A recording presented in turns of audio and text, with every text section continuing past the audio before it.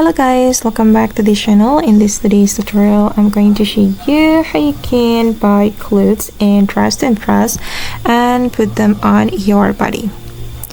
Okay, let's get into it guys. To buy item on dress to impress, you can click on this icon. And I'm going to show you one more time. Click on this icon and then select the items. And here you will be able to buy clothes for your avatar. You just need to select the outfit or the clothes you want to buy.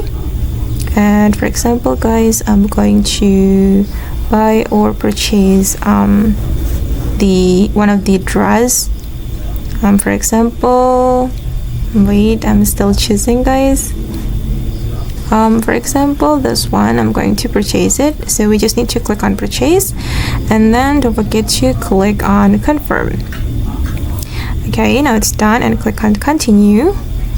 And then the about item will be shown as owned.